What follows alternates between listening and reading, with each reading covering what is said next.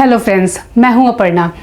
जब भी भारत में आयुर्वेद का नाम सामने आता है तो हम सबके सामने, आपके सामने, हमारे सामने एक ही चेहरा दिखता है। किनका? बाबा रामदेव का। और किनका? बाबा रामदेव योग गुरु से बिजनेस टाइकून बने, जो कि पतंजलि को इस लेवल तक पहुंचा दिया, ऊपर इतनी ऊंचाई तक पहुंचा दी कि जैसे ही आयुर्वेद का नाम सामने आता है वैसे ही हम पतंजलि को उसका एक सिंबल मान लेते हैं, प्रतीक मान लेते हैं। अब हमें ऐसा फील होता है आयुर्वेद मतलब पतंजलि, पतंजलि मतलब आयुर्वेद। पर क्या है ये सच्चाई? क्या सच में पतंजलि जो है वो आयुर्वेद का प्रतीक है? क्या वो हमारे भरोसे पे खरा उतरेगा? तो आज हम जानेंगे इस पूरे वीडियो में इसके बारे में। तो शुरू करते हैं।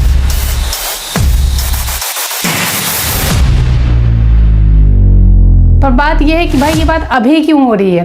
तो अभी ये बात इसलिए हो रही है कि पिछले 3 जुलाई को डाबर ने पतंजलि को कोर्ट में घसीटा। किस बात के लिए भाई?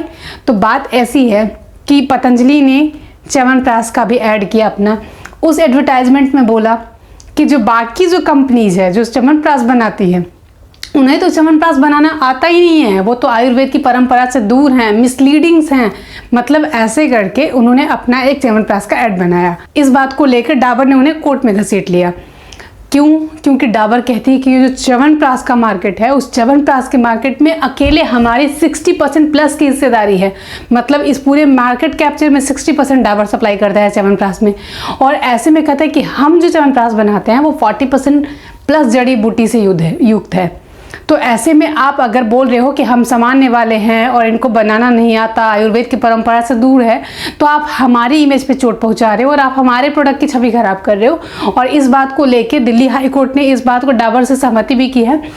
पतंजलि को डांट पड़ी है, विज्ञापन रोक दिया गया है। पर बात ऐसी है कि पतंजलि और बाबा रामदेव का इतिहास पुराना है विवादों से।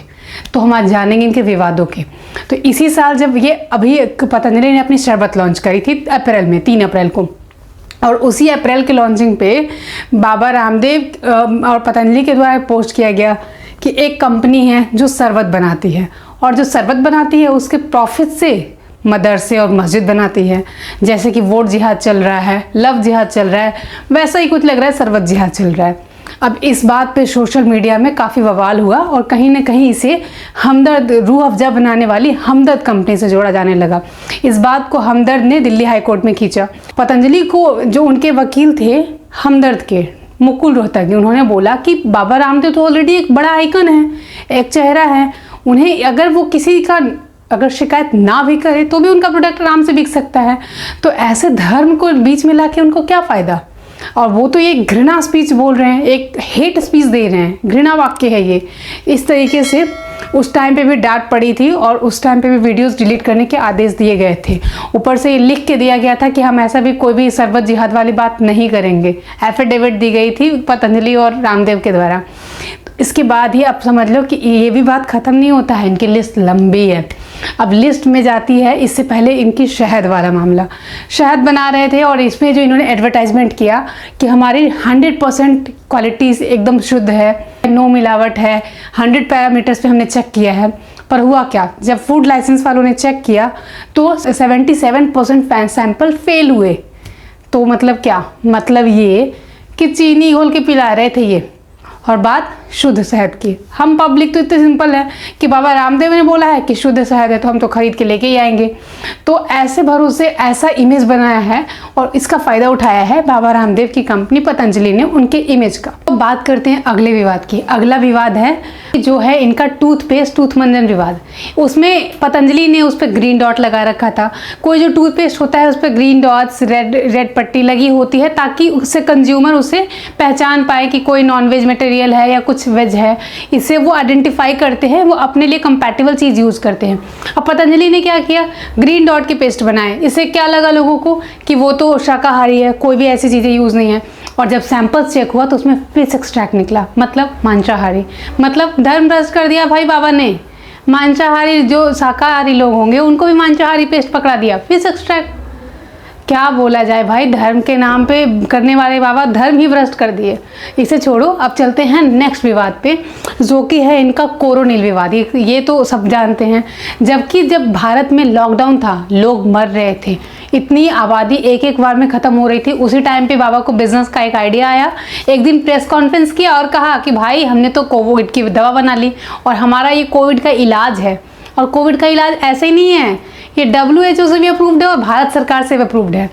इसमें काफ़ी बवाल हुआ कि ऐसे कैसे हुआ, इतनी जल्दी कैसे हुआ। तुरंत 3 घंटे के अंदर अंदर ने भारत की सरकार ने इससे पहले रोक दिया कि क्लिनिकल ट्रायल नहीं हुआ है, अभी नहीं यूज़ होगा।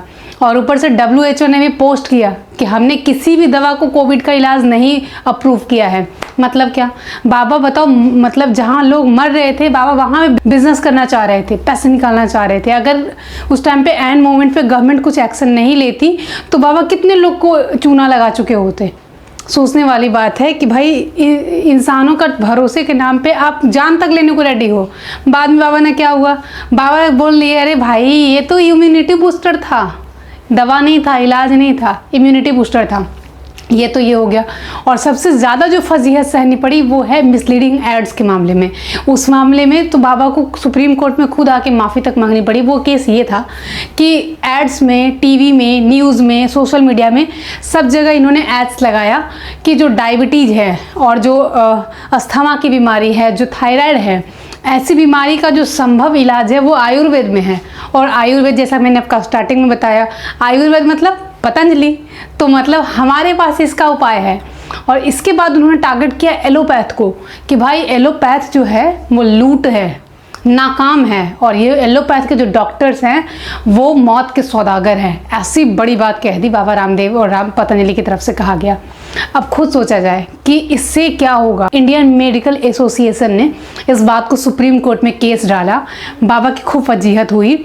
सुप्रीम कोर्ट ने फैसला सुनाया कि अगर आप ये सब इस टाइप के एडवर्टाइजमेंट बंद नहीं करोगे, आप अगर ऐसे ही मेडिकल साइंस को बदनाम करते रहोगे और एलोपैथी को आप अगर बदनाम करोगे तो ये हर जितने भी एडवर्टाइजमेंट हैं उन सब पे आपका 10-10 करोड़ का मैं फ़ाइन लगाऊंगा। तो ये बात थी नवंबर 2023 की। बात आ गई अब 2024 की फरवरी। बाबा को लगा कि सब भूल गए, एडवर्टाइजमेंट दोबारा चालू हो गया। सुप्रीम कोर्ट ने इसे कंटेम्प्ट ऑफ कोर्ट माना कि भाई जब मैंने आपको आदेश दिया सारे इस टाइप के एडवर्टाइजमेंट बंद करने का, फिर भी आप चला रहे हो। बाबा को कोर्ट बुलाया गया। बाबा के साथ बालकृष्ण भी आए और उनको माफ़ी मांगनी पड़ी कोर्ट में खड़े होके। और ऊपर से इश्तिहार छपवाना पड़ा हर अखबार में, हर न्यूज़ में कि बिना शर्त माफ़ी मांगते हैं, हमने गलत एक्ट दिया, मिसलीडिंग एक्ट दिया। और ये थी पूरी कहानी बाबा रामदेव और पतंजलि की है। ये जो इमेज बनाया है बाबा रामदेव का, ये राष्ट्रवादी वाला, योग गुरु वाला, एकदम राष्ट्रभक्त वाला, इस चेहरे को यूज किया है पतंजलि ने अपनी कंपनी को ऊपर पहुंचाने में। आपने नोटिस किया होगा पतंजलि का मोस्ट ऑफ द एड है, उसके जो एम्बेसडर होते हैं कौन होते हैं, बाबा रामदेव, क्योंकि ये वो चेहरा है जिससे ये पतंजलि का बिजनेस चलता है। और ये ऐसे बने योग गुरु से बिजनेस टाइकून। और ये थी मेरी पूरी रिपोर्ट पतंजलि और बाबा रामदेव के ऊपर।